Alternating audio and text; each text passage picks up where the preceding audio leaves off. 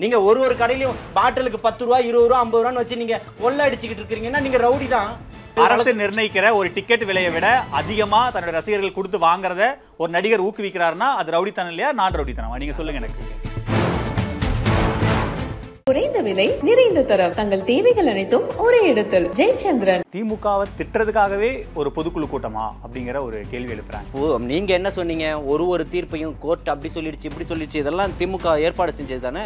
உச்ச நீதிமன்றம் கேட்ட கேள்விகளை எடுத்து முன்வைக்கிறாரு. அவர் இல்லாததை பேசிட்டாரா? முன்னாடி வரைக்கும் எத்தனை அமைச்சர்கள், ஈவன் முதலமைச்சர்லாம் இப்ப வரைக்கும் விஜய் பேரையே பயன்படுத்துறது இல்லை சார். அவங்க அப்ப என்னன்னா அந்த பேரை கூட நாங்க பயன்படுத்த மாட்டோம், எங்களுக்கு அவர் ஒரு பொருட்டே இல்லை. ஆனா எடப்பாடி பழனிசாமி பேரை பயன்படுத்துவாரு, மோடி பேரை பயன்படுத்துவார். ஏன்னா எங்களுடைய நேரடி எதிரி. விஜய் எல்லாம் எங்களுக்கு ஒரு எதிரியே இல்லங்கிறது தான் திமுக நிலை. இல்ல இந்த கரூர் சம்பவத்துக்கு அப்புறம் வாக்குகள் உயர்ந்திருக்கு, குறைஞ்சிருக்கலாம். எப்படி உயர்ந்திருக்கு நம்ம எல்லாருடைய தெரியும். கருத்து கணிப்புகள் எத்தனையோ பொய்யா இருக்கு. முடிவுகள் வந்தாதான் சார் தெரியும். 20 சொல்லுங்க, 25 என்ன வேணா வச்சுக்கலாம் சார். திமுகவுக்காக செய்யக்கூடிய வேலைகள் பொய்யாக போகும். ஆமா, விஜயகாந்த் அவர்கள் வரும்போது நீங்க 3வது இடத்துல போய் உட்கார்ந்தீங்க. எதிர்க்கட்சி தலைவர் அந்தஸ்து கூட இல்ல, அதையும் ஒத்துக்கணும்ல. ப்ரூவன் வாக்கு வங்கி தானே. எங்க போச்சு? ஆர்கே நகர்ல 3வது இடத்துக்கு தான் போனாங்க. ஆனா திரும்ப அவங்க ஆட்சிக்கு வந்துட்டாங்களே, பவுன்ஸ் பேக் பண்ணாங்கல்ல. சிபிஐ விசாரணை நடந்துட்டு இருக்கு. சிபிஐ விசாரணையே தொடங்கிட்டாங்க. ஸோ விசாரணை முடிவு வரட்டும். அதுக்கு முன்னாடி கையை வச்சு பாருங்க. அவர் என்ன சாதாரண ஆளா? கையை வச்சிங்கன்னா இளைஞர்கள், காலேஜ் ஸ்டூடெண்ட்ஸ் வீதிக்கு வருவாங்கன்ற ஆயுத எழுத்து மாதிரினா அப்ப இளைஞர்கள் நீங்க எப்படி வழி நடத்துறீங்க? தூண்டி விடுறீங்க. இது என்ன புரட்சிக்கு? இப்ப விஜயை கைது பண்ணா புரட்சியா? விஜய் சுதந்திர போட தியாகியா? நீங்களாம் தியாகிகளா? சாராய ஆலை நடத்திக்கிட்டு இருக்கிறீங்க, கொள்ளை அடிச்சுக்கிட்டு இருக்கிறீங்க, நாடு முழுக்க மதுவை வித்து சம்பாதிச்சுக்கிட்டு இருக்கீங்க. புரட்சி ஏன் சார் வரணும்? இதை பயன்படுத்தி தான் ஆகணும் மக்கள். அப்புறம் ஏன் இதே மாதிரியான ஒரு துணியில தான் ஒரு ட்வீட் போட்டுருந்தாங்க. அதை வச்சுனா அப்புறம் அந்த ட்வீட்டை டெலீட் பண்ணாங்க உடனடியா. அது டெலீட் பண்ணாரு உடனடியா. மேடையில அதை பத்தி பேசுறேன். ஏன் டெலீட் பண்றாரு?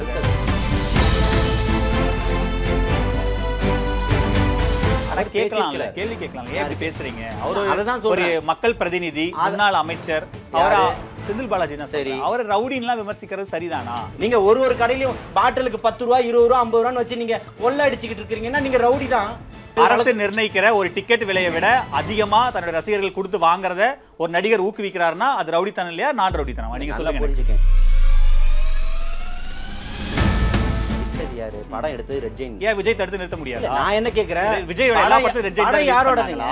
விஜயோட எல்லா படத்தையும் ரெட் ஜெயின் தான் ரிலீஸ் பண்ணாங்க. அது விஜய்க்கு பொறுப்பே கிடையாது. யாரு ரிலீஸ் பண்ணாலும் அவங்களோட டிக்கெட் விஜய்க்கு அதுல பொறுப்பே கிடையாது. நீங்க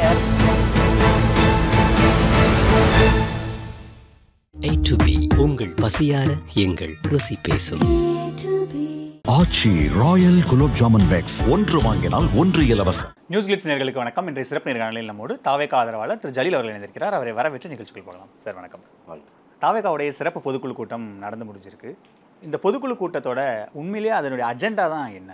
இல்லை, பொதுக்குழு கூட்டத்தினுடைய அஜெண்டா என்னன்னா, அவர் பொதுக்குழுவில் தீர்மானம் நிறைவேற்றுவது, அடுத்த கட்ட நடவடிக்கைகள் பேசுவது, கட்சியினுடைய வளர்ச்சி பணிகளை பற்றி பேசுவது, இருக்கக்கூடிய நிறைகுறைகளை பேசுவது, இதுதான் பொதுக்குழுவினுடைய ஒரு அர்த்தம். அதுதான் சாராம்சம்.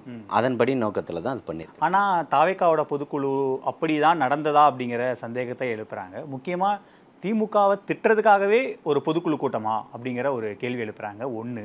ரெண்டாவது, தாவேகாவினர் இன்னும் கரூர் விவகாரத்துலேருந்து வெளியே வரல.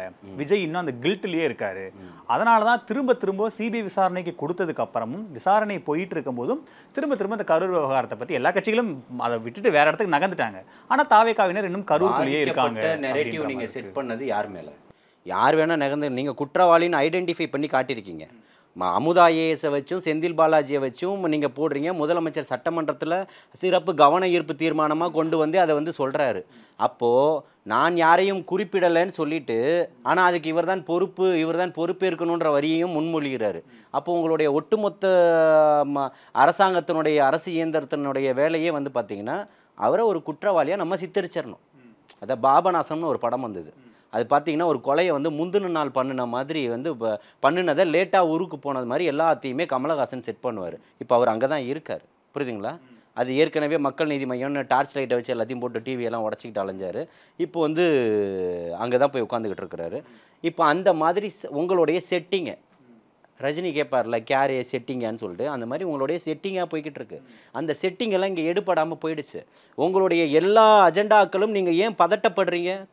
உங்களுக்கு விசாரணை ஆணையம் ஒன்று போடப்பட்டுருச்சு. அதுக்கப்புறம் திரும்ப திரும்ப நீங்கள் எப்படி பண்ண முடியும்? நீங்கள் விமர்சனம் பண்ணக்கூடியவர்களை தொடர்ச்சியாக கைது செய்கிறீங்க. இவர்தான் குற்றவாளின்னு சொல்லி பேசக்கூடிய நக்கீரன் கோபால் மீது ஏன் வழக்கு பாயலை? நக்கீரன் கோபாலுக்கு இங்கே நடந்த தங்கச்சி கோவை விமான நிலையம் பின்னாடி நடந்த பாதிப்புகள் ஏன் தெரியல? பிரிகேட்னுடைய ஊழல் ஏன் தெரியல? இதெல்லாம் தெரியாதா? அது திமுக பத்திரிகைன்னு நடத்திட்டு போங்க.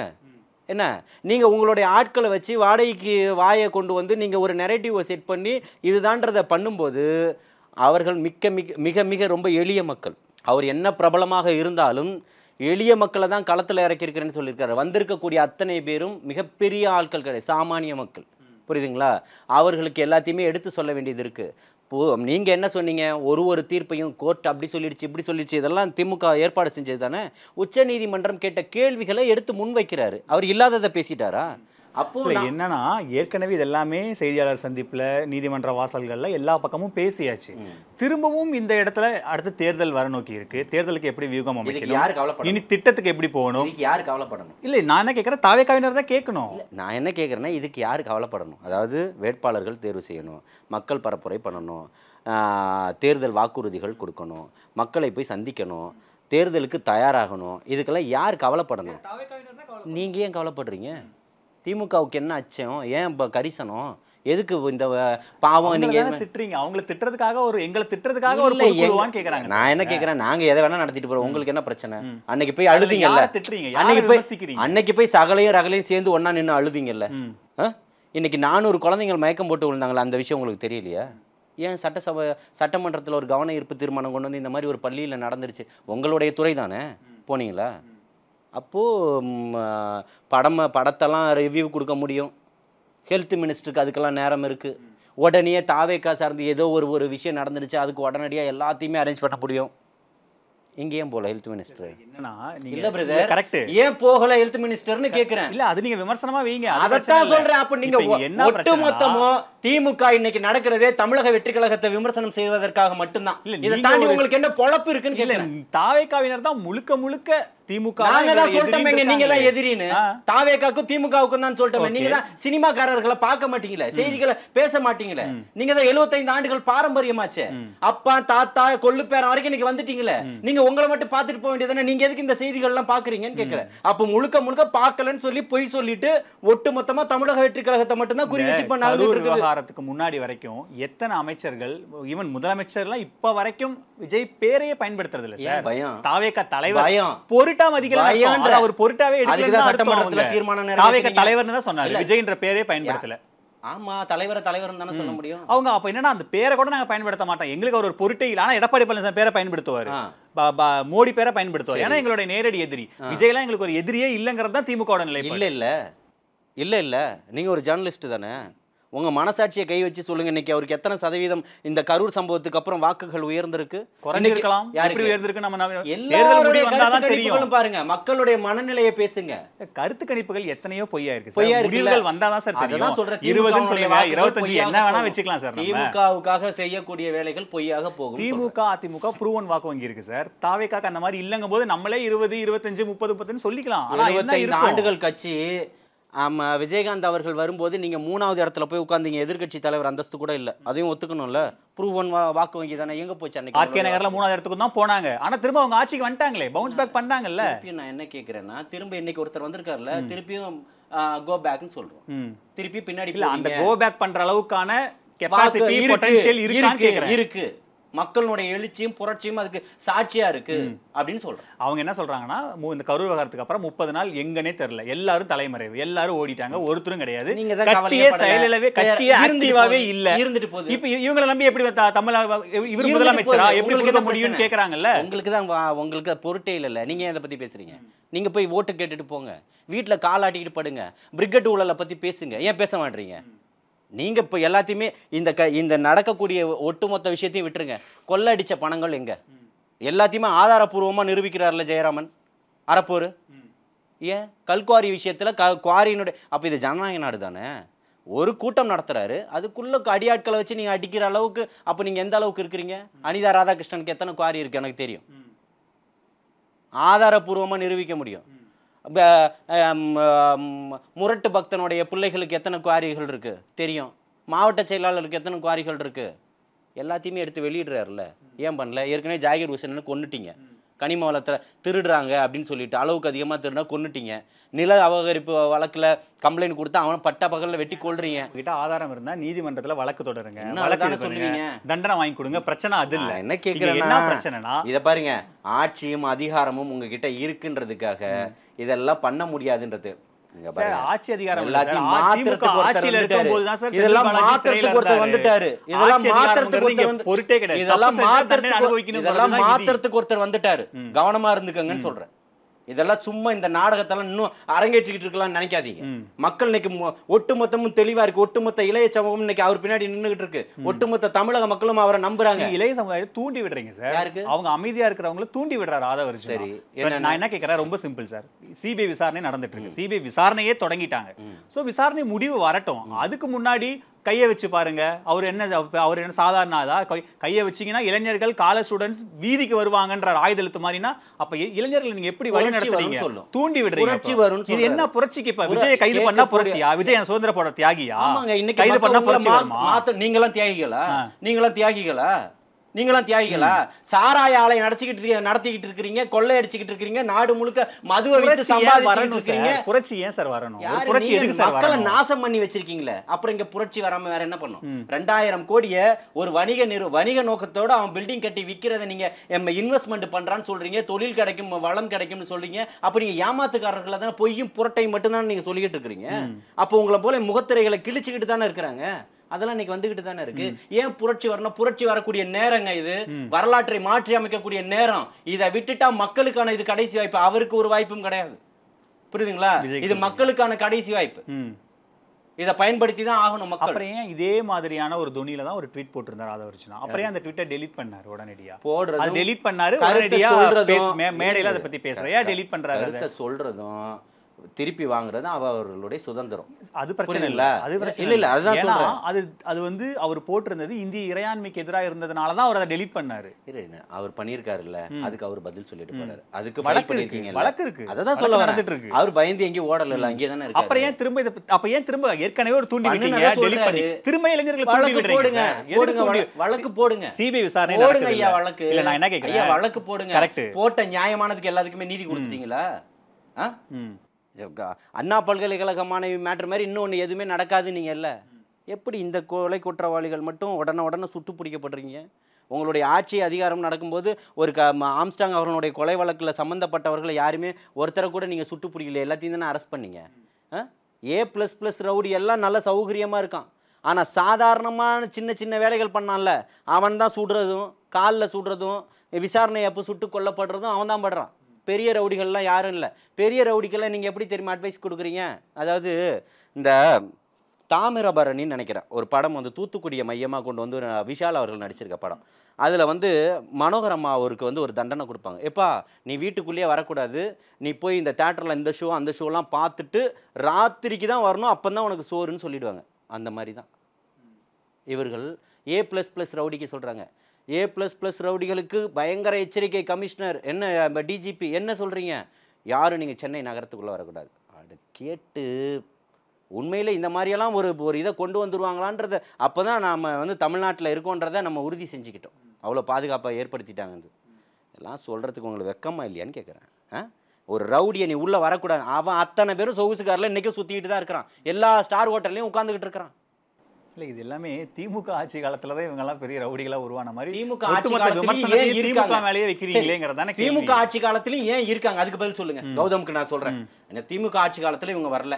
ஏன்னா நேத்து 2021 பிறந்து இந்த 5 வயசுல மொத்த ரவுடியா மாறியறல அவங்க. அதுக்கு முன்னாடியில இருந்தே இருக்காங்க. ஏன் இவங்க அந்த விமர்சனத்தையே மத்தவங்க மேல வைக்க மாட்டீங்க? திமுக மேல இன்னைக்கு ஆட்சியில இருக்கிறது யாரு? இன்னைக்கு ஆட்சியில இருக்கக்கூடிய யாரு? இன்னைக்கு ஆட்சியில் இருக்கிறது யாரு? கட்சிகள் மேல உங்க விமர்சனம் இல்லையேங்கறதான கேள்வியே வரும். நான் என்ன சொல்றேன்னா, கௌதமுக்கு வந்து 1 வேவா இருக்கு, 2 வேவா எப்போ வரும்? நான் கேட்கக்கூடிய கேள்விக்கு பதில் இருக்கான்னு கேட்கிறேன் கௌதம்கிட்ட. நான் என்ன கேட்கிறேன்னா, இது ஏற்கனவே இருக்காங்க ஐயா, நீங்க ஏன் ஒழிக்கலன்னு கேட்குறேன். அதுக்கு பதில் சொல்லுங்க. கமிஷனர் என்ன சொல்றாருன்னா முன்ன இருந்ததை விட முழுக்க நாங்க ரவுடிகளை ஒழிச்சிட்டோம், சட்டம் ஒழுங்கு தமிழ்நாட்டுல சிறப்பா இருக்குன்னு காவல்துறையோட தலைவர் சொல்றாரு.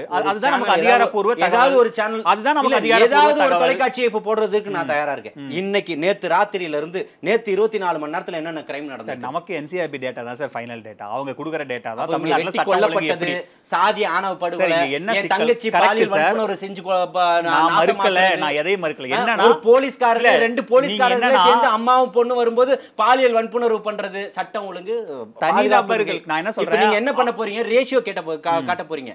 ஆந்திரால இப்படி இருக்கு, கர்நாடகத்துல இப்படி இருக்கு, யூபில இப்படி இருக்கு, அங்க இப்படி இருக்கு, நம்ம தமிழ்நாட்டுல இல்ல. நீங்க நடந்த குற்றத்துக்கு என்னன்னு கேள்வி கேட்டா அங்க 100 நடந்திருக்கு, நம்ம கிட்ட 15 தான் நடந்துருக்குன்னு சொல்றீங்க. இதை கேட்டு 15மே நடக்க கூடாதுங்கிறது தான் என்னோட நிலைப்பாடு. ஆனா என்னன்னா இங்க என்ன ஒரு சிக்கல்னா, நீங்க இண்டிவிஜுவலா நடக்கிற கிரைமையும் ஆர்கனைஸ்டா நடக்கிற கிரைமையும் கன்ஃபியூஸ் பண்ணிக்கிறீங்க. அங்கதான் சிக்கலே வருது. இண்டிவிஜுவல் எல்லாமே ஆர்கனைஸ்டு கிரைம் கீழ தாங்க இருக்கிறான். எல்லா கிரைமுக்கு மேலயும் ஒரு ஆர்கனைஸ்டு கிரைம், தனிப்பட்ட பகையில ஒருத்தர் அடிச்சுக்கிறதும், ஒருத்தர் அதுவும் சாதி ஆணவ கொலை, பாலியல் வன்கொடுமை, இதெல்லாம் ஆர்கனைஸ்டு கிரைம் சார். இந்த மாதிரி இதை தடுக்கப்படணும்ங்கிறது மேல யாருங்க இருக்கு? பட் இதெல்லாம் நீங்க அவனுக்கு மேல யாருங்க இல்ல, நான் கேக்குறது நல்லா புரிஞ்சுக்கங்க. அவனுக்கு மேல ஒருத்தன் இருக்கான், இவன் அவனை வச்சுதான் இவன் ஆடுறான். தனிப்பட்ட முறையில அவன் தலைவனா தோன்றல, அவன் தொண்டனாதான் வழி தோண்டியாதான் வந்துகிட்டு இருக்கிறான். அவனுக்கு வாழையாதான் வந்துகிட்டு இருக்கிறான். சரிங்க, முன்ன நம்ம தலைப்பை விட்டு வெளில போறோம். இப்போ என்னன்னா, நேற்று ஆதவர்ஜுனா அவர்கள் பேசுற அந்த விவகாரத்துல வந்து செந்தில் பாலாஜியை கடுமையான விமர்சனத்தை வைக்கிறாரு, ரவுடின்ற பதத்தெல்லாம் பயன்படுத்துறாரு. ஒரு பொதுக்குழுவில், ஒரு கட்சியோட பொதுக்குழுவில் நிறைய உட்கட்சி விவகாரங்களை பற்றி பேசலாம், தீர்மானங்களை நிறைவேற்றலாம், ஆனால் இந்த மாதிரியான பதங்களை பயன்படுத்துறது ஒரு சரியான அணுகுமுறை தானா? இல்லை, அவங்க கட்சியில் நடக்கக்கூடிய பொதுக்குழுவில் அவர் இதை தான் பேசணும், அதனால் பேசணும்னா கௌதமோ ஜலீலோ எழுதி கொடுக்க முடியாது. புரியுதுங்களா? அவர் கேட்கலாம்ல, கேள்வி கேட்கலாம். ஏன் இப்படி பேசுறீங்க? அவரு ஒரு மக்கள் பிரதிநிதி, முன்னாள் அமைச்சர், அவர் செந்தில் பாலாஜி தான். சரி, அவர் ரவுடின்லாம் விமர்சிக்கிறது சரிதானா? அவர் எதனால சொன்னாருன்றத கேள்வியை கேளுங்க. ரவுடித்தனம் என்ன பண்ணாருன்னு சொல்லி கேளுங்க. சவுக்கு சங்கர் உங்களை போட்டு கிளின்னு கிழிச்சாரு, அப்போ உங்களுக்கு தெரியலையா? கேளுங்க. இல்ல, நான் என்ன கேட்கிறேன், ரவுடித்தனம் பண்றாரு, அவர் மேல இது இருக்குன்னா நீங்க வழக்கு தொடருங்க, வழக்கு பதிவு பண்ணுங்க, அவர் தண்டனை வாங்கி கொடுங்க. நீங்க பாருங்க, பொதுவெளியில பொதுக்குழுல நேரலையில பண்ற பொதுக்குழுல அப்படி விமர்சிக்கிறது பின்னாடி பேசல. தைரியமா மீடியால தானே பேசியிருக்காரு. அதை அப்படி பேசலாமா? ஒரு பொதுக்குழு பேசலாம், தவறுகளை சுட்டி காட்டலாம்னு சொல்றேன். தவறுகளை சுட்டி, இது ரொம்ப புதுசா இருக்கு. மோடி பாசிசவாதின்னு புதுசா இருக்கு. இல்ல உங்க ஆன் கேமரால தானே சொல்றேன். மோடி பாசிசவாதி, சிறுபான்மை மக்களை கொன்னு குவிக்கக்கூடியவர், வழக்கு போடுங்க என் மேல. ஆதாரங்கள் இருக்குல்ல, ஐபிசி நிறுவனம் வெளியிட்டுச்சா இல்லையா? நான் பார்த்துருக்கேன்ல. அதை தான் முடக்குனீங்களே தவிர இல்லைன்னு மறுக்கலையே. புரியுதுங்களா? அதை தான் சொல்றேன். அதை போன்ற ஆதாரங்கள் இருக்கும், கேளுங்க, தருவாங்க. அது சார், நான் என்ன கேட்கிறேன்னா, நீ அந்த வார்த்தை பதம் இருக்குல்ல சார், ரவுடித்தனம் தான். ஒரு பாட்டிலுக்கு 10 ரூபாய் வாங்கிட்டு தமிழ்நாடு முழுக்க, ஆமா, மாமூல் வாங்குறது ரவுடி இல்லாம கௌதமும் ஜலீலும் போய் கேட்ட அவனை கொடுத்துருவானா? வாங்க போய் கேட்போம், ஏதாவது ஒரு டீ குடுறான்னு கேட்போம், குடுக்குறானான்னு பார்ப்போம். வெண்ணியை பிடிச்சி மூஞ்சில ஊத்திடுவாங்க கௌதம். நீங்க ஒரு கடையிலையும் பாட்டிலுக்கு 10 ரூபா 20 ரூபா 50 ரூபான்னு வச்சு நீங்க கொள்ளை அடிச்சுக்கிட்டு இருக்கீங்கன்னா நீங்க ரவுடி தான். மாமூல் வாங்குற யார் வாங்குவான்னு நினைக்கிறீங்க? சுதந்திர போராட்ட தியாகிக்கு கொடுத்துருக்காங்களா? 10 பார்ல டெய்லியும் 10 பாட்டிலுக்கு 10 ரூபான்னு நீங்க வாங்கிக்கங்கன்னு சுதந்திர போராட்ட தியாகிகளுக்கு கொடுத்துருக்காங்களா? சிரிச்சிருவாங்க. நல்ல கண்ணையாக்கு ஒரு வீடு கூட இல்ல, காலி பண்ண சொன்ன சமூகம் தான் இந்த சமூகம். அதை ஒட்டுமொத்த ஊடகம் பார்த்துக்கிட்டு தான் இருந்துச்சு. மிகப்பெரிய மாற்றத்தை கொண்டு வரல. உங்களுக்கு எல்லாமே பண்ணும்போது உலக தரத்துல மருத்துவமனைகள் கட்டமைப்புகள் இங்க எல்லாமே இருக்கு. கலைஞர் மருத்துவமனை, அந்த மருத்துவமனை, இந்த மருத்துவமனை, எல்லா மருத்துவமனையும் வந்ததுக்கு பிறகு உங்களால போய் எங்க படுக்க முடியுது? அப்போலோல தான் படுக்க முடியுது. ஆனா அவர் ஜிஹெச்ல தரையில படுத்து கிடக்குறாரு. என்ன மாத்திட்டீங்க? நீங்க இன்னொரு கக்கன் வாழ்ந்த ஊருன்னு சொல்லிக்கிட்டே இருக்கலாம். இன்னும் 10 தலைமுறைக்கு கக்கன் சாதாரணமா பஸ்ல பண்ண. இப்ப இந்த 2026 அரசியல பேசுறோம், ரவுடி தாங்க. அதனால ரவுடின்னு தான் சொல்லுவாரு. அதுல மாற்றம் இல்லைன்னு சொல்றேன். இல்ல, நீ அப்ப நான் என்ன கேக்குறேன், ஒரு அமைச்சரை ரவுடி தான், வேற என்ன சொல்லணும்? என்ன ரவுடித்தனம்? மாமூல் வாங்குறது ரவுடித்தனம். மாமூல் வாங்குறது ரவுடித்தனம் தாங்க. ஏன் வாங்குறீங்க? பாட்டிலுக்கு 10 ரூபா ஏன் வாங்குறீங்க? நீங்க சொன்னீங்கல்ல, அஜெண்டா போட்டீங்கல்ல, ஜியோ போட்டீங்கல்ல, கடைகளுக்கு 10 ரூபா வாங்க கூடாதுன்னு. எல்லா கடையிலும் விதிமுறைகளை மீறினா ரவுடி. கரெக்ட் தான். வேற என்ன? சாமானியன் மீறினா அரசு நிர்ணயிக்கிற ஒரு டிக்கெட் விலையை விட அதிகமா தன்னோட ரசிகர்கள் கொடுத்து வாங்குறத ஒரு நடிகர் ஊக்குவிக்கிறாருன்னா அது ரவுடித்தனம் இல்லையா, நான் ரவுடித்தனம்? நீங்க சொல்லுங்க. புரிஞ்சுக்கங்க. வித்தது யாரு? படம் எடுத்து ரெட் ஜெயின். ஏன் விஜய் தடுத்து நிறுத்த முடியாது? நான் என்ன கேக்குறேன், விஜயோட எல்லா படத்தையும் ரெட் ஜெயின் யாரோடதுங்க? விஜயோட எல்லா படத்தையும் ரெட் ஜெயின் தான் ரிலீஸ் பண்ணாங்க. அது விஜய்க்கு பொறுப்பே கிடையாது. யாரு ரிலீஸ் பண்ணாலும் அவங்களோட டிக்கெட் விஜய்க்கு அதுல பொறுப்பே கிடையாது. நீங்க அதுல விஜய்க்கு பொறுப்பு இல்லைன்னு சொல்லிடுறேன். நம்ம அடுத்த கேள்வி நகர்ந்துரும். இல்ல, எப்படி படம் பொறுப்பு யாருது? இல்லைன்றீங்க? படம் என்னோட. யாரை பார்க்க வர? நான் தான் முதலாளி. ஏங்க நீங்க என்ன நீங்க வேணா முதலாளியா உங்களை வேணா பார்க்கலாம். முதலாளியா இருந்தாலுமே ஏன் படத்துக்கு அதிகமா விக்காதீங்கன்னு விஜயால சொல்ல முடியாது. யாருக்கு? விஜயால சொல்ல எந்த முடியாது. நடிகராலும் அன்றைக்கு சொல்லவே முடியாது. ஏன் சொல்ல முடியாது? ஏன்னா உங்களுக்கு அந்த நம்பர்ஸ் காட்டணும். ஏன் நீங்க கணக்கு சட்டம் காட்டணும். வச்சிருக்கீங்களா? போடுங்க. சட்டத்தை போட்டு நிறுத்துங்க. ம். ஏன் இப்ப சட்டம் வெட்கப்படுதுன்னு இருக்கு தெரியுதுல? சார். சட்டம் இருக்கு சார். இருக்குல்ல. ஏன் ஸ்லாப் இருக்கு சார். ஏன் நடக்க விடுறீங்க? அரசாங்கம் தான் எல்லா டிக்கெட்டையும் விநியோகம் பண்ணணும்னு சொல்லுங்க. அரசாங்க வெப்சைட்ல போட்டு பண்ணுங்க. உங்களுக்கு வெப்சைட் ரெடி பண்ண முடியாதா? சார் எல்லாத்தையும் அரசாங்கமே பண்ணனும். பண்ணணுங்க. அப்புறம் விஜய்க்கு பண்ணணும். பொறுப்பு என்ன இங்க இருக்கு? படிச்சவங்க பிச்சை எடுத்துக்கிட்டு இருக்காங்க. என் பிள்ளை இளைஞர்களா இருக்காங்கன்னு சொல்றீங்கல்ல, அது கரெக்ட்டா வழி நடத்தணும்ல. வழி நடத்துறதுக்கு தான் வராரு. இருக்குல்ல. இல்ல வழி நடத்துறதுக்கு தான். நீங்க 30 இண்டஸ்ட்ரியில நாள் ஒழுங்கா வழி நடத்தல, நீங்க அரசியல் கட்சியில அதெல்லாம் வழி நடத்த எங்களுக்கு போறீங்க. தெரியும். அதெல்லாம் எங்களுக்கு தெரியும். எல்லாத்தையும் கிழிச்சிட்டு தான் வந்து உட்கார்ந்திருக்காரா உதயநிதி? இண்டஸ்ட்ரியில எல்லாத்தையும் கழட்டிட்டாரா? மாற்றத்துக்கு திருப்பியும் நீங்க உடனே உதயநிதிக்கு போய் நான் விஜய் மேல அவர் யாரு? உதயநிதிக்கு அவர் யாருங்க? அவர் யாரு? இன்னைக்கு வரைக்கும் சினிமா படம் விமர்சனம் தனியா வைங்க சார். விஜய் மேல சில கேள்விகள் இருக்குல்ல, அதுக்கு பதில் சொல்லுங்க. துறையை சார்ந்தவர் தானே? மறுக்கிறீங்களா? யாரு? அவர் துறையை சார்ந்தவர் தானே? ஆமா. மறுக்கிறீங்களா? அப்புறம் அவர் இன்னும் பெரிய இந்திய எதிர்ப்பு போராட்ட காலத்துல இருந்து எல்லாத்தையுமே நடத்திக்கிட்டோம். ஒவ்வொரு இதுலயும் இந்த மெரினால நடந்த என்ன உனக்கு வந்து எட்டி பார்க்க கூட வேற நேரம் இல்ல. சிம்பு உட்கார்ந்தாருங்க வீட்டு வாசல்ல. சிம்பு உட்கார்ந்துருந்தாப்புல வாழ்த்து சொல்லியிருந்தேன். புரியுதுங்களா? மெரினால போராட்டம் ஆரம்பிச்சது காவேரிக்காக. எல்லாரும் எல்லாமே அங்க அந்த கூட்டத்துக்கு தலைவர் தளபதி அவர்கள் வந்திருந்தாரு. அவருடைய பங்களிப்பை கொடுத்திருந்தாரு. புரியுதுங்களா? எல்லாருமே கலந்துக்கிட்டாங்க. நீ எங்க போன? என் தங்கச்சி ஸ்ரீமதி செத்து போனதுக்கு போனீங்களா? இல்ல இப்போ இங்க கோயம்புத்தூர்ல விமான நிலையம் பின்னாடி ஒரு பிரச்சனை ஆயிடுச்சு, அதுக்கு ஓடுறீங்களா? 400 பிள்ளைகள் அங்க போட்டாங்களா? அங்க இருந்து ஓடி வந்துட்டு துபாயில இருந்து வந்துட்டு அடுத்த சார்ட்டர் ஃபிளைட்ல திருப்பி 1 மணி நேரத்துல ஓடி போனீங்களா? ஏன் இங்க போறதுக்கு சார்ட்டர் ஃபிளைட் கிடைக்கலையா உங்களுக்கு? ஆட்சியில நீங்க தானே இருக்கீங்க, பதவியில நீங்க தானே இருக்கீங்க, ஏன் போகல? ஆனா இதை தான் மடைமாற்றும் வேலைகளை பண்றீங்க. உங்க சைடு இருக்கக்கூடிய தவறுகளை எதையுமே பேசக்கூடாது, எதையும் வெளியில கொண்டு வரக்கூடாது. எவன் வேணா கொள்ளடிச்சுக்கங்க, எவ்வளவு வேணா கொள்ளடிச்சுக்கங்க. பெரிய பேனர் ராயப்பேட்டால சிட்டிக்கு நடுவுல வச்சிருக்கிறாரு எடப்பாடியார். போய் முட்டுங்களேன் எல்லாரும். திமுக காரங்களாம் முட்டுவாங்களா? இதுல இன்னொரு முக்கியமானது என்னன்னா, இந்த பொதுக்குழு தீர்மானம் வந்து அதுல முதலமைச்சர் வேட்பாளர் வந்து விஜய் தான். அது ஏற்கனவே சொல்லிட்டாங்க. கரெக்ட். எங்க தலைமையில கூட்டணி, அதுவும் ஏற்கனவே சொல்லிட்டாங்க. அது யாருன்றத விஜய் தான் முடிவு பண்ணுவார். கூட்டணிக்கான முடிவுகளை முழுக்க முழுக்க அவருக்கான அதிகாரம் கொடுக்கப்பட்டிருக்கு. ஒரே ஒரு விஷயம் சொல்றேன். விக்ரவாண்டி வீசாலையில கரெக்ட். அதுல இருந்தே அத மறுக்கல. அதாவது அவர் கொண்ட பாதையில தெளிவா இருக்கிறாரு, பயணம் உறுதியா இருக்குது. பாதை கரெக்டானதா இருக்கான்னு கேக்குறேன். இருக்கு. அதனாலதான் நீங்க நரேட்டிவ் செட் பண்றீங்களா? கொடி பறந்துருச்சு, பிள்ளையார் சொல்லி போட்டுட்டாங்க. எடப்பாடி சார் அதுக்கும் திமுக காரணமா சார்? இல்ல நான் சொல்ற புரியா, யார் சொன்னாங்களோ அவங்களுக்கு தான் பிரதர். என்னோட கேள்வி, என்னோட பதில்கள் எல்லாமே யார் விமர்சனம் வச்சார்களோ அவங்களுக்கு. கௌதம் சொல்லிட்டா கௌதமுக்கு என்ன பதில்? எனக்கு அது புரியுது. எனக்கு என்னன்னா, விஜய் வந்து திமுகவை வீழ்த்தணும், எடப்பாடி பழனிசாமி திமுகவை வீழ்த்தணும், நயனார் நாகேந்திரனுக்கு திமுகவை வீழ்த்தணும். ஸோ நம்ம எல்லாரும் ஒரு புள்ளியில இணையலாம் அப்படின்னு நயனார் நாகேந்திரன் சொல்றாரு. பாருங்க, கொடிக்கான கூட்டணிக்கான இது பறக்குது, கொடி பறக்குது, பிள்ளையார் சொல்லி போட்டாச்சு, இபிஎஸ் ஒரு இடத்துக்கு நகர்றாரு. நீங்க திமுகவை தான் வீழ்த்தணும்னா இயல்பாவே இவங்க கையை கோத்தா ஓபிஎஸ் யாரை வீழ்த்தணும்னு எடப்பாடியை வீழ்த்தணும்னு நினைக்கிறாரு. ஓபிஎஸ் கட்சியினுடைய வேலை என்ன? யாரை வீழ்த்தணும்னு நினைக்கிறாரு? எடப்பாடி வீழ்த்தணும். எடப்பாடி வீழ்த்தணும்னு நினைக்கிறாரு. செங்கோட்டையன் யாரை வீழ்த்தணும்னு நினைக்கிறாரு? இவ சசிகலா யாரை வீழ்த்தணும்னு நினைக்கிறாங்க? இபிஎஸ். எல்லாருமே ஒரே புள்ளியில தானே இருக்கிறாங்க, ஒரே புள்ளியில நகருவாங்க. புரியுதுங்களா? இவருடைய அஜெண்டா திமுகவை வீழ்த்துவது மட்டும்தான். பாசிசவாதிகளோட கூட்டு இல்லைன்னு சொல்லிட்டாரு. சரி, அப்ப அதிமுக இருக்கே. யாருக்கு? அதிமுக இருக்காங்களா? அதிமுக வெளில வந்துருமா? நீங்க சிக்னல் கொடுக்கணும்ல. நீங்க எதுவுமே கொடுக்க மாட்டீங்க. உங்களுக்கு நீங்க உங்க சைடுல சிக்னல் போனாதானே அவங்க சைடுல சிக்னல் வரும். நேத்து பேசினதே அவங்களுக்காக தான். அத முத புரிஞ்சுக்கங்க. தமிழக வெற்றி கழகத்தினுடைய தலைமையில தான் கூட்டணி. அவர்தான் முதல்வர் வேட்பாளர். கூட்டணிக்கு தயாரா இருக்கும், வாங்க. நான் கொடுக்குறேன் அழைப்பு அதிமுகவுக்கு. அண்ணன் விஜய் அவர்கள் தயாரா இருக்கிறாரு கூட்டணி ஆட்சி அமைப்பதற்கு. அவர்தான் முதல்வர் வேட்பாளர், அவர்தான் கூட்டணியினுடைய தலைவர். நீங்க இதை ஏத்துக்கக்கூடிய அதிமுக, வாங்க பேசுவோன்ற. நான் பொதுச் செயலாளர் அணுகிறேன், சொல்றேன். உங்க தரப்புல இருந்து யாராவது வந்தாங்கன்னா உட்கார்ந்து பேசுறதுக்கு தயாரா இருக்கும். கிட்டத்தட்ட இபிஎஸ் அதிமுக இறங்கியே வந்துட்டாங்க. பாருங்க, எடப்பாடி பழனிசாமி எதிர்க்கட்சி தலைவர் வெளிப்படையாவே பேசிட்டாரு.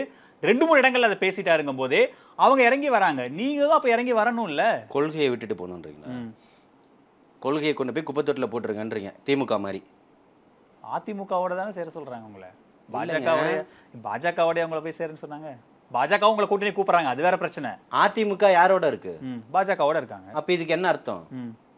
எல்லாரும் சேர்ந்தீங்கன்னா திமுக வீழ்த்தலாம் அவங்க நினைக்கிறாங்க சார். அதனால பாசிசவாதிகளோட சேர்ந்துருங்க, கொள்கையை தூக்கி போட்டுடுங்க.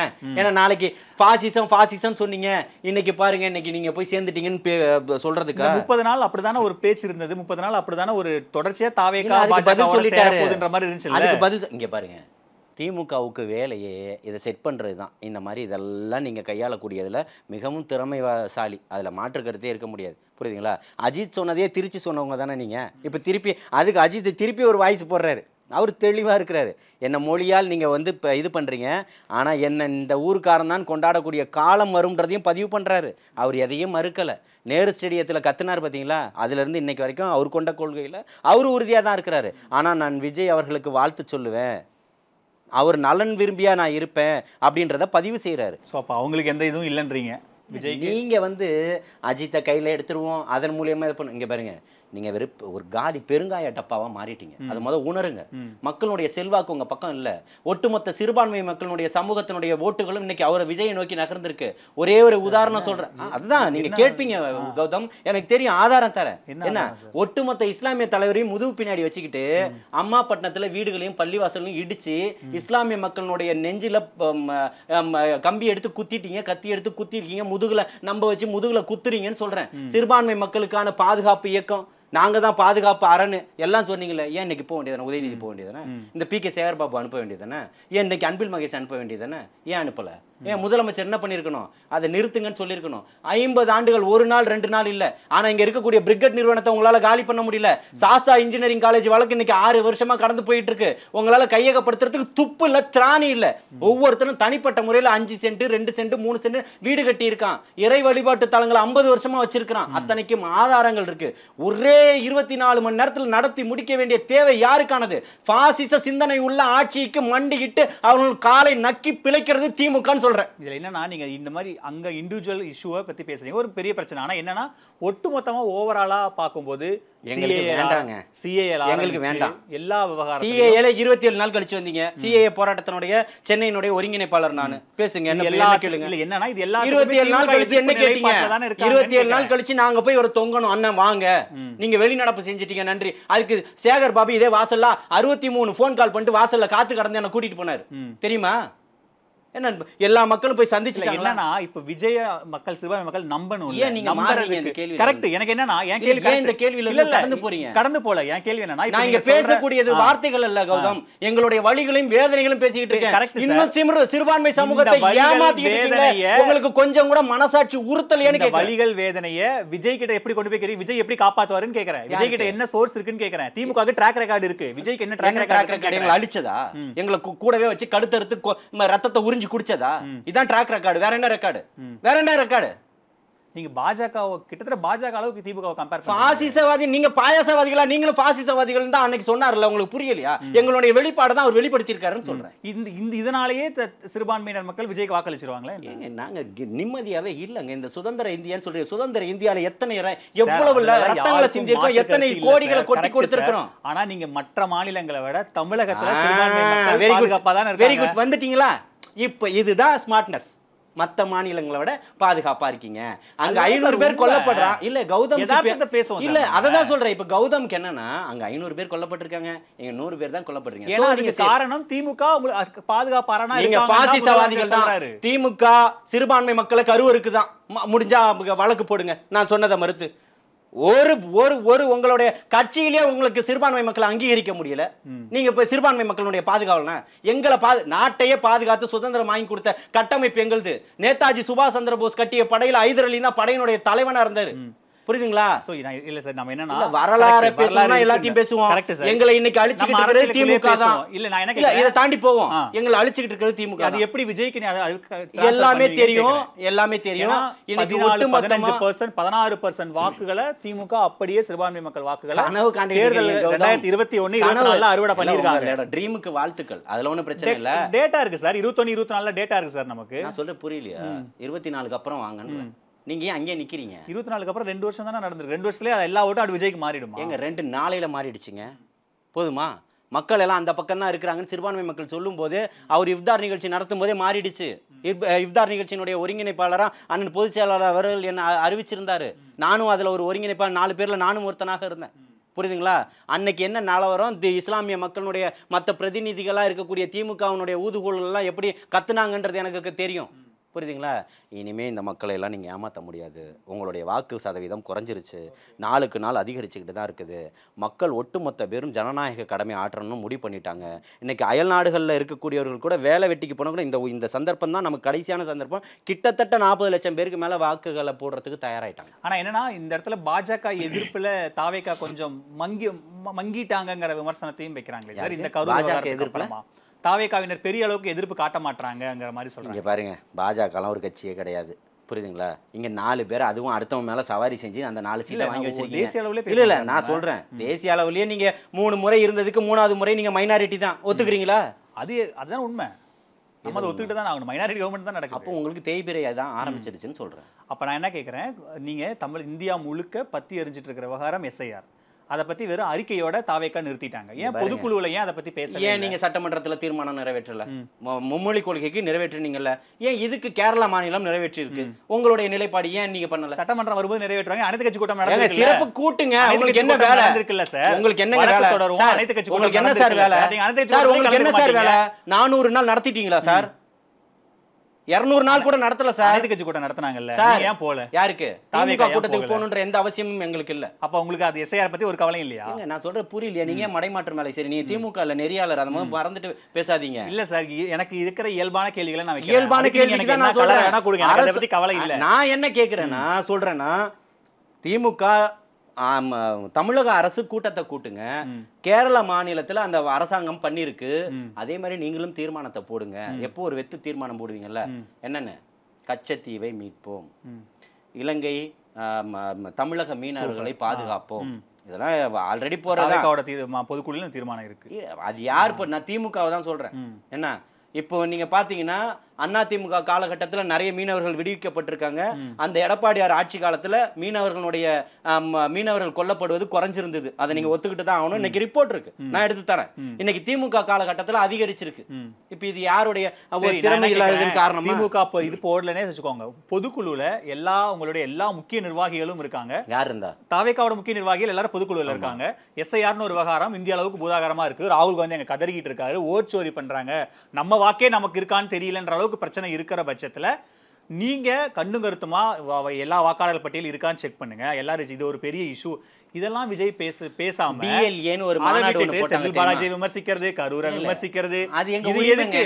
கருத்து இளைஞர்கள் அப்படிதானே வழி நடத்தணும். விஜய் அரெஸ்ட் பண்ணா களத்துக்கு வாங்கன்றதெல்லாம் ஒரு கருத்து சுதந்திரம் தான். அப்படிதான் கைட் பண்ணுவீங்களா? கருத்து சுதந்திரம் தான். நீங்க கருத்து பேசலாம் சார். ஆனா எப்படி ஒரு கட்சி இளைஞர்களை வழி நடத்துதுங்கிறது அதெல்லாம் எங்களுக்கு தெரியும். கட்டுக்கோப்பா இன்னைக்கு உட்கார்ந்துகிட்டு இருக்கான். நீங்க என்ன போட்டாலும் திருப்பி அடுத்த நிமிஷம் விர்ச்சுவல் வாலியை சேர்த்து போட்டுறோம் ஆதாரங்களோட. அதனாலதான் கதறி. SIR பத்தி பேச மாட்டாங்க. எல்லாம் பேசி இருக்காங்க, அதுக்கு அறிக்கை கொடுத்திருக்காங்க. அறிக்கையோட போதுமான்னு கேக்குறேன். அதுதான் என்னதான் பாஜக எதிர்ப்புல தாவேகா கொஞ்சம் மழுங்கி இருக்கோங்கிற சந்தேகம் வருது. எந்த அவசியமும் இல்ல. இந்தியா முழுக்க ஒரு பெரிய எதிர்த்து நின்னு மண்டியிட்டு வாழ்வதை விட எதிர்த்து நின்னு சாவதே மேலுன்றதாங்க தளபதியினோட நோக்கம். இந்தியா முழுக்க எல்லா எதிர்க்கட்சிகள மாநிலங்கள்லயும் கடுமையான எதிர்ப்பு SIRக்கு. மம்தா பானர்ஜில இருந்து இங்க MK ஸ்டாலின்ல இருந்து எல்லாரும் கடுமையான எதிர்ப்பு. ஆனா தாவேகா களத்துல வந்து ஒரு அறிக்கையோட களத்துல விட்டுருக்காரு. அத களத்துல இறக்கி இருக்காரு. BLAன்னு ஒரு மாநாடு நடத்தினார் தெரியுமா? அத்தனை பூத் லெவல் ஏஜென்ட்களையும் கூப்பிட்டு எல்லாத்தையுமே இதை சரி பண்ணணும் தமிழகம் முழுக்கன்னு தொண்டர்களை தயார்படுத்தி சொல்லியிருக்காரு. யாருக்கு எங்க சொல்லியிருக்காரு? BL அப்பெல்லாம் ஒண்ணு சொன்ன மாதிரி தெரியலையே. ஏங்க BLAக்கு அதுதாங்க அஜெண்டா கொடுத்திருக்காங்க. நாங்க இருக்கிறதுனால எனக்கு தெரியுங்கன்ற. இங்க என்னன்னா BLA வந்து இவ்வளவு வாக்கு சதவீதம் இருக்கு, இவ்வளவு இருக்கு. இப்ப என்னன்னா அந்த வாக்கே அங்க இருக்குமான்னு தெரியலங்கறதான் பிரச்சனையே. உங்களுக்கு புரியல? 80,000 இல்ல இன்னைக்கு அது உங்களால தடுத்து நிறுத்த முடிஞ்சுச்சா? அது தடுத்து நிறுத்த முடிஞ்சுச்சா? சார் தேர்தல் ஆணையம் நடத்துறது சார். நீங்க வழக்கு தான் தொடுக்க முடியும். அப்ப கம்முன்றுங்க. எங்களுக்கு தெரிஞ்சதை நாங்க பண்ணிக்கலாம். அது ஒரு இஷ்யூவா பேசுறீங்களான்னு கேக்குறேன். யாருக்கு? அது ஒரு இஷ்யூ தானே. களத்துல இறங்கி இருக்கறோம்னு சொல்றோம். பிரச்சனை தானே. களத்துல இறங்கி இருக்கோம்னு சொல்றோம். பொதுக்குழுல அத பத்தி எல்லாம் பேசவே இல்லையா சார்? ஐயா வேலையை ஸ்டார்ட் பண்ணிட்டாருன்னு சொல்றோம். ஐயா ரெண்டுத்துக்கு மாற்றம் இருக்குன்னு சொல்றோம். நீங்க பேசிக்கிட்டே இருக்கணும்ன்றீங்க. என்ன ஒன்று சிவாஜி கிருஷ்ணமூர்த்தி பேசிக்கிட்டே இருக்கிற அந்த ஆள் ஏதாவது மாற்றம் ஆயிடுச்சா? இப்போ இருக்கிறது எல்லாத்தையுமே ஒருத்தர் பேட்டி கொடுக்குறத கூட அவாய்ட் பண்ணி இழுத்துக்கிட்டு போகிறாரு PK சேகர் பாபு. ஏன்னா பத்திரிகையாளர்களை சந்திக்கிறத கூட ஒன்று சந்திக்காமல் இருந்திருக்கணும், இல்லை சந்திச்சுட்டு அவங்களுக்கு தேவையானதை மட்டும் கேட்டுட்டு இழுத்துட்டு போகிறார். இவங்க கேட்டீங்கன்னே தான் இருப்பாங்க. அப்போ பத்திரிகைகள்லாம் எந்த அளவுக்கு இருக்குதுன்னு பார்த்துக்கோங்க. ஆனாலும் இவர்களுடைய முகங்கள் எல்லாமே கிழிஞ்சிக்கிட்டு தான் இருக்குது. இவர் களத்தில் இறக்கி இன்றைக்கி என்னென்ன பண்ணணுன்றதை அறிவுறுத்தப்பட்டிருக்குது. பொதுச் செயலாளனுடைய வழிகாட்டுதலின் பேர் தேர்தல் மேலாண்மை குழு அதை செஞ்சுக்கிட்டு இருக்கு. இது உங்களுக்கு தெரியுமா? அது கட்சிக்குள்ள இருக்கக்கூடிய நடவடிக்கைகள். அது எல்லாத்தையுமே வெளிச்சம் போட்டு காட்டணும்ன்ற எந்த அவசியமும் தேவையில்லை. இல்லை சார், நீங்கள் பூத் முகவர்களை வாக்குகளை என்ஷோர் பண்ணுங்க, ஒரு தொகுதியிலையும் வந்து வாக்காளர் பட்டியலை வச்சு செக் பண்ணுங்க, வீடு வீடா போங்கன்னு BLA கூட்டத்துல கோயம்புத்தூர்ல பேசினாரு. இல்ல பிரதர், நான் அப்டேட் சொல்றேன். அப்டேட் தான் நானும் நீங்க அதுக்கு முன்னாடி உள்ள நடந்தத சொல்றீங்க. கரெக்ட். நான் நேத்து உள்ளத சொல்றேன். அந்த 80,000 வாக்குகளுமே அந்த 80,000 வாக்கு இருக்குமானே சந்தேகமா இருக்கும்போது அதுக்கு என்ன தாவேகா முன்னெடுக்குதுங்கறத கேள்வி. அதான் கௌதம், நீங்க இத நான் சொல்ல வரதே மறந்துறீங்களே பாதியிலேயே. நான் இன்னைக்குள்ள ரிப்போர்ட்ட படி சொல்றேன். யாரு உங்களை கூப்பிட்டு சொல்லணும்ன்றீங்களா? கட்சிக்கு அறிவுறுத்தப்பட்டிருக்குது, கட்சி நிர்வாகிகள் அந்த வேலையை பாக்குறாங்க. புரியுதுங்களா? எல்லா மாவட்டங்களிலும். ஏன் அது அவ்வளோ இது முக்கியமான இஷ்யூ இல்லை, வெளிப்படையா பேசலாம்ல? ஏன் அங்க மட்டும் இலைமறை காய்மறைவா அந்த விவகாரத்தை நகர்த்தணும்? நகர்த்துறாங்களா? SIR வந்து ஒரு இந்திய அளவுல ஒரு பெரிய அதுக்கு எதிர்ப்பு தெரிவிச்சிருக்காங்களா இல்லையா? இலைமறை காய்மறைவா அறிக்கை விட்டாங்களா? அறிக்கையோட நின்றுச்சாங்கிறது தான் கேள்வி. நீங்க இலைமறைவா காய்மறை நிறைய வேலைகள் நடக்குதுங்க. ஆமா, நடக்கிறத நான் போய் சொல்ல முடியாது. இல்லை, நாளைக்கு ஊடகங்கள் கேள்வி கேட்பீங்கல்ல. நான் அந்த மாதிரி கடந்து போகக்கூடிய ஆளும் கிடையாது. புரியுதுங்களா? ஆமானா ஆமான்னு சொல்லுவேன். இங்க யாருக்காகவும் மண்டிட்டு வாழ வேண்டிய அவசியமே கிடையாது. புரியுதுங்களா? இல்லைன்னா இல்லைன்னு சொல்லுவேன். அவங்க ஹானபுலா பண்ணிக்கிட்டு இருக்கிறாங்க. நீங்க எல்லாம் சும்மா அதை வச்சு ஏமாத்தி நாடகத்தை அரங்கேற்றிட்டு இருக்கிறீங்க. அவங்க உண்மையா அதை பண்ணிக்கிட்டு இருக்கிறாங்கன்னு சொல்றேன். இதுதான் ரெண்டுத்துக்கு வித்தியாசம். அவங்க கேட்கக்கூடியது உண்மைதானே? இது ஏன் கௌதம் காதுல ஏற மாட்டேன்னு கேட்கிறேன். திமுக அரசு சார்ந்து, திமுக தான் கூட்டிச்சே தவிர அரசு சார்ந்து ஏன் பண்ணல? இவ்வளோ நாடே பத்தி எரியுதுன்ற கவலை கௌதமுக்கு இருக்கு. ஏன் ஒரு அவசர பொதுக்குழு சட்டமன்ற கூட்டத்தொடர் நடத்தினா என்ன? ஏன் வழக்கு தொடுவான்னு சொல்லியிருக்காங்க. அது தெரியல நமக்கு. அது கூட்டுவாங்களா? நீங்க தான் வழக்கு தொடுப்பது, ஆறக்கூடிய கஞ்சி பழங்கஞ்சி நீங்க தான் சொல்றீங்க. இதையும் நீங்க தான் சொல்றீங்க. எல்லாத்தையுமே நான் கேட்டுக்கவா? எல்லாத்தையும் தேர்தல் அப்போ இப்ப ஜவஹர்லால் இப்ப இந்த சிறுபான்மை மக்களுக்காக என்ன தெரியுமா பண்ணுவாங்க? இப்ப எல்லாருமே போவாங்க. போகும்போது உடனே ஒரு ஆணையம் ஒண்ணு போடுவாங்க. நல்லா பாத்துக்கங்க, எழுதி வச்சுக்கங்க. அந்த ஆணையம் போட்டுட்டோம். பல ஆணையங்கள் கிடப்புல கிடக்கு. இதுவும் போய் கிடப்புல கிடப்போம். இதை வச்சு இந்த இஸ்லாமிய தலைவர்கள் எல்லாம் வந்து ஆணையம் போட்டாச்சு. ஏன்னா நானும் ஏமாந்துருக்கேன். 98ல இருந்து ஒவ்வொரு போராட்டத்துக்கும் உள்ளே போய் வெளியில் வந்து ஏன்னா மிதிப்பட்டு இந்த சமுதாயத்தில் ஏதாவது மாறிடாதான்னு நினச்சி தோற்று போயிருக்கேன். புரியுதுங்களா? அதை மிகப்பெரிய இடத்துல மாற்றக்கூடிய இடத்துல ஒருத்தர் வந்து நிற்கிறாரு. இங்கே எனக்கு வலியும் வேதனையும் அதிகம்னு சொல்கிறேன். என்னுடைய நண்பர்களுக்கு தெரியும், என் கூடவே பயணிச்சுக்கிட்டு இருக்கிறவங்களுக்கு தெரியும். மாற்றம் வருதா அப்படிங்கறத நம்ம பொறுத்திருந்து பார்க்கலாம். சார், இவ்வளவு நேரம் உங்க நேரத்தை எங்களோட செலவழிச்சதுக்கு ரொம்ப நன்றி. குறைந்த விலை, நிறைந்த தரம், தங்கள் தேவைகள் அனைத்தும் ஒரே இடத்தில். ஜெயச்சந்திரன். A to B, உங்கள் பசியார எங்கள் ருசி பேசும். ஆச்சி ராயல் குலோப் ஜாமுன் பேக்ஸ், ஒன்று வாங்கினால் ஒன்று இலவசம்.